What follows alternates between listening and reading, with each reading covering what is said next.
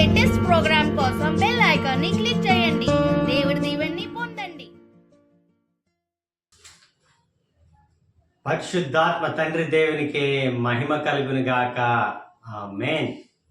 ప్రియమైన దేవుని బిడ్డలారా, ప్రభు క్రీస్తు యొక్క మిత్రులారా, ఈరోజు శుక్రవారం మే నెల 29వ తారీఖు.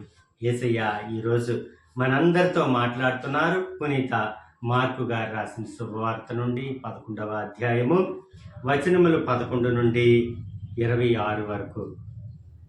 యేసు అట్లు పయనించి యెరూషలేము దేవాలయమున ప్రవేశించి పరిసరములను చూచెను. సాయం సమయం అగుటచే 12 శిష్యులతో బెతానియా గ్రామమునకు బయలుదేరెను. అంజూరము యేసు శాపము. ఆ మరునాడు వారు బెతానియా గ్రామము నుండి వచ్చుచుండ యేసు ఆకలి గొనెను.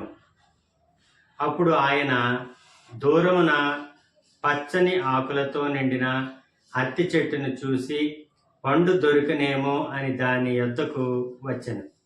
అది ఫలించు ఋతువు కానందున అందు ఆకులే కాని పండ్లు లేవాయను. అప్పుడు ఆయన, ఈ చెట్టు ఎన్నడను ఫలించుకుండునుగాక అని శపించెను. ఆ శాపవచనమును శిష్యులు వినిరి. దేవాలయము, ప్రార్థనాలయము అంతటా వారు యెరూషలేమునకు వచ్చిరి. అప్పుడు యేసు దేవాలయమున ప్రవేశించి అచ్చట క్రయ విక్రయములు చేయు వారందరినీ వెడలగొట్టెను. రూకలు మార్చు వారి బల్లలను, పావురములను, వారి పీటలను పడద్రోసెను. దేవాలయపు ఆవరణము నుండి ఎవరిని దేనిని తీసుకొని పోనీయలేదు. నా ఆలయము అన్ని జాతులకు ప్రార్థనాలయం అనబడును అని వ్రాయబడి ఉండలేదా?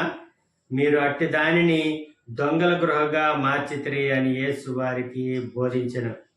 ఈ మాటలు వినిన ప్రధానార్చకులు, ధర్మశాస్త్ర బోధకులు ఆయనను ఎట్లయినను చంపవలనని ఆలోచన చేయుచుండిరి. కానీ జనులందరూ ఆయన బోధలకు ఆశ్చర్యచకితులవుటచే ఆయనకు భయపడిరి. సాయం సమయము ఆయన శిష్యులతో కూడా ఆ పట్టణమును వీడిపోయాను.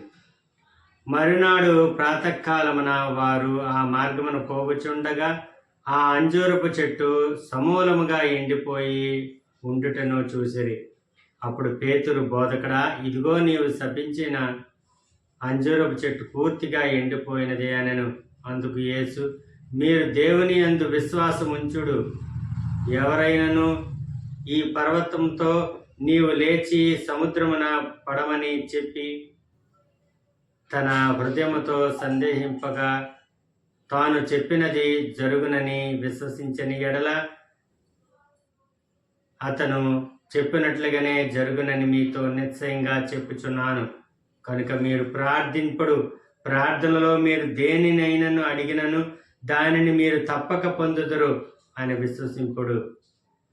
నీవు ప్రార్థించినప్పుడు నీ సోదరునిపై నీకు ఏమైనా మనస్పర్ధ ఉన్నచో దానిని క్షమింపుము. అప్పుడు పరలోకమందున్న మీ తండ్రియు మీ తప్పిదమును క్షమించును అనెను. ఇది ప్రభు అయిన క్రీస్తుని యొక్క వాక్కు. క్రీస్తు ప్రభువా, మీకు స్తుతి మహిమ కలుగును గాక. ఆమేన్. తండ్రి వందనం, యేసయ్య వందనం, పరిశుద్ధాత్మదేవ వందనం. ప్రైజ్ ద లార్డ్, హల్లెలూయా. ప్రియ దేవుని బిడ్డలారా, యేసయ్య ఈరోజు మనందరికీ కూడా 2 అతి ముఖ్యమైన విషయాలను తెలియజేస్తున్నారు. అదేమనగా అంజూరము, యేసు శాపం. అంజూరపు చెట్టుని యేసయ్య శపిస్తున్నారు.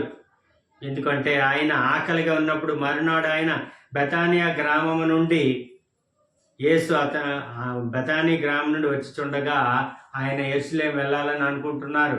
శిష్యులతో పాటు నడుచుకొని వెళ్తున్నారు. ఇలా వెళ్తూ ఉండగా అక్కడ ఆయన ఆకలిగా ఉన్నప్పుడు ఆ పచ్చగా చెట్టు అంతా మాత్రం పచ్చగా ఉంది, కానీ దానికి కాపు లేదని ఆయన తెలియలేదు. అయితే పచ్చగా ఉందా చెట్టు దగ్గరికి వెళ్ళి ఏదైనా ఒక కాయ తెంపుకొని తిందామని అనుకున్నారు, అంజూరపు కాయ. కానీ అది అంజూరపు పండ్లు కాసే సమయం కాలము కాదు. అయితే చెట్టు మాత్రం అందంగా పచ్చగా ఉంది, కానీ దాని దగ్గర ఒక కాయ కూడా లేదు. అప్పుడు యేసయ్య ఆ చెట్టుని శపిస్తున్నారు, నీవు ఇంకా కాయకుందువుగాక. అంటే పూర్తిగా నాశనం అయిపోయింది. ఆ మాట చెప్పగానే ఆయన చెప్పి వెళ్ళిపోయారు. ఆ చెట్టును చూసి పండు దొరుకునేమో అని దానిని వద్దకు వచ్చెను. అది ఫలించు ఋతువు కానందున ఆకులే గాని పండ్లు లేవాయను. అప్పుడు ఆయన, ఈ చెట్టు ఎన్నడను ఫలింపకుండునుగాక అని ఒక్క మాట అన్నారు. దాంతో ఆ చెట్టు అంతా ఏమైపోయిందంటే పూర్తిగా ఎండిపోయింది. ఇది మొదటి ఉపమానం మనందరికీ యేసయ్య తెలియజేస్తున్నారు జరిగిన విషయం. అంటే ఇక్కడ ఆయన ఎందుకు తెలియజేస్తున్నారంటే, మనము పూర్ణ విశ్వాసంతో, పూర్ణ మనసుతో, పూర్ణ శక్తితో మనము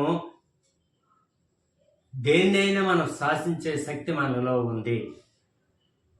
పర్వతాన్ని సైతం ఇక్కడ నుండి లేచి సముద్రంలో పడవ అనగానే పడిపోతుంది. ఎందుకంటే ఆ విశ్వాసంతో మనం ప్రార్థన చేయగలగాలి. దేవుని పైన మనం పూర్ణ విశ్వాసంతో ఉండి ప్రార్థన చేస్తే తప్పకుండా జరుగుతుందని ఆయన నిరూపించడానికి ఈ యొక్క విషయాన్ని మనకి ఈరోజు తెలియజేస్తున్నారు. రెండవదిగా దేవాలయము, ప్రార్థనాలయము. అంతటా యేసయ్య యెరూషలేము దేవాలయానికి వెళ్తాడికి ఆ దేవాలయం చుట్టూ కూడా ఒక తీర్థంలా, ఒక పరసలాగా ఆ చుట్టూ, దేవాలయం చుట్టూ కూడా జన సమూహము ఏం చేస్తున్నారంటే రోకలు మార్చేవారు, పావురాలు అమ్మేవారు, బిజినెస్ వ్యాపార స్థలంగా మార్చేశారు ఆ దేవాలయాన్ని. వెంటనే యేసయ్య చూసి వాళ్ళందరినీ కూడా బెడలు కొట్టారు. అప్పుడు వారితో చెబుతున్నారు, ఇది ప్రార్థనాలయము కదా, మీరెందుకు దీన్ని దొంగల గుహగా చేస్తున్నారు? నా ఆలయము ప్రార్థనాలయమని రాయబడి ఉంది కదా మీ గ్రంథాల్లో, మరి ఎందుకు దీన్ని ఒక దొంగల గృహగా, వ్యాపార స్థలంగా మారుస్తున్నారని ఆయన అక్కడ ఉన్న వారిని అందరినీ గద్దిస్తున్నారు. అయితే అక్కడ ధర్మశాస్త్ర బోధకులు, పరిసయ్యులు, పెద్దలు వీళ్ళందరూ ఉన్నారు. వీళ్ళందరూ చూసి ఆశ్చర్యపడుతూ ఈయన మీద కోప్పడుతున్నారు మాట. ఆవిడ మాట్లాడడానికి ఇక్కడ ఏదో వచ్చి సోది చెప్తున్నా అది ఇది అని చెప్పి యేసయ్య మీద చాలా కోప్పడ్డారు. చివరికి చంపేయడానికి కూడా, కొట్టేయడానికి కూడా వాళ్ళు వెనకాడలేదు.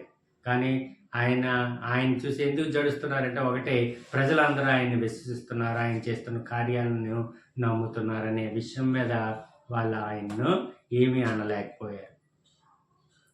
ఇది దేవాలయం ప్రార్థనలు. నెక్స్ట్ అంజూరపు.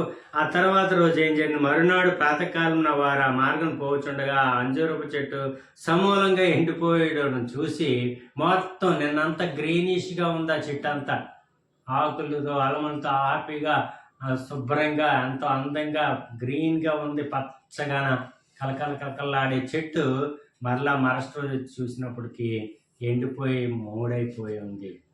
అప్పుడు ఏం జరిగిందంటే, ఎండిపోయి ఉండటం చూసిరి. అప్పుడు పేతురు, బోధకుడా, ఇదిగో నువ్వు నేను శపించిన ఆ అంజూరపు చెట్టు శుభ్రంగా ఎండిపోయింది. వెంటనే వేసే చెప్తున్నారు, ఇదిగో మీరు పూర్ణ విశ్వాసంతో, నమ్మికతో మీరు ప్రార్థనలో మీరు అడగండి, మీరు ఏం అడిగితే అది దేవుడు మీకు ఇస్తాడు, తండ్రి దేవుడు మీకు ఇస్తాడు. ఆ విషయం వాళ్ళకి తెలియజేయడానికి ఒక మాట ద్వారా ఈ విధంగా జరిగింది అంటే, అదే మీరు కూడా ఆ విధంగానే మీ ప్రార్థనలో అడగండి, మీకు తండ్రి దేవుడు అనుగ్రహిస్తారని మనకు తెలియజేయడానికి ఈ విషయాన్ని మనకు చూపిస్తున్నారు యేసయ్య. కనుక మీరు ప్రార్థనలో మీరు దేనిని అడిగినను దానిని మీరు తప్పక పొందుదురు. మీరు ప్రార్థించండి, మీ ప్రార్థనలో దేనిని అడిగినా దానిని మీరు పొందుతారు అని యేసయ్య ఈరోజు మనకు తెలియజేస్తున్నారు. నువ్వు ప్రార్థించినప్పుడు నీ సోదరునిపై నీకు ఏ విధమైన మనస్పర్ధ ఉన్నచో దాన్ని క్షమించండి, అప్పుడు తండ్రి దేవుడు మిమ్మల్ని కూడా క్షమిస్తారు. ప్రైజ్ ది లార్డ్, హల్లెలూయా. ఈ మాటలన్నీ కూడా మనం గుర్తుపెట్టుకోవాలి. ఈరోజు యేసయ్య మనతో పలికిన ఈ మాటలన్నీ కూడా, ప్రియమైన దేవుని బిడ్డలారా, మన దేవుడు, మన యేసుక్రీస్తు గొప్ప దేవుడు. కాబట్టి మనం చేయాల్సిన పని ఏంటంటే, ఆ దేవాది దేవుని క్రీస్తు చేయి పట్టుకొని మనం జీవితంలో జీవించాలి. చిన్న ప్రార్థన చేసుకుందాం. తండ్రి, కుమార, పరిశుద్ధాత్మ ప్రభువా యేసయ్య, మా కోసం తండ్రి దేవునికి ప్రార్థన చేయండి. తండ్రి, మీరు ఒక్క విధంగా ప్రార్థన చేస్తున్నారు యేసయ్యా. ఇదిగో తండ్రి, నేను మీ చెంతకు వస్తున్నాను, కానీ ఈ మీ బిడ్డలు ఇక్కడే భూమి మీదే ఉంటారు. అలానే వీరిని కూడా తీసుకుని వెళ్ళిపోమని చెప్పటం లేదు, కానీ వీళ్ళు ఇక్కడే ఉంటారు. కానీ వీళ్ళని రక్షించండి, దుష్టుడి నుండి, దుష్ట శక్తుల నుండి, దుష్టాత్మల నుండి, దుష్టుల నుండి వీరిని కాపాడండి అని ప్రార్థన చేసిన మా యేసయ్య, దుష్ట శక్తుల నుండి, దుష్టుల నుండి మమ్మల్ని కాపాడండి ప్రభు. మమ్మల్ని రక్షించండి దేవా. ఆయుర ఆరోగ్యాన్ని మాకు ప్రసాదించండి. మీ సువార్తను ఇహ పరలోకాలలో బోధించే భాగ్యాన్ని మాకు ప్రసాదించండి. మా చేయి పెట్టి మీ సేవలో నడిపించండి తండ్రి దేవా. ఏ ఆపదలైన ఆరోగ్యాలు మా దగ్గర రాకుండా మమ్మల్ని కాపాడండి. నజరుడైన యేసు నామములో ఈ మనవలన్నీ ఫలింపచేయమని బ్రతిమాలుతున్నాం అబ్బా తండ్రి. Amen, amen, amen. God bless you all. దేవుడు మేము దీవించును గాక. ఆమేన్.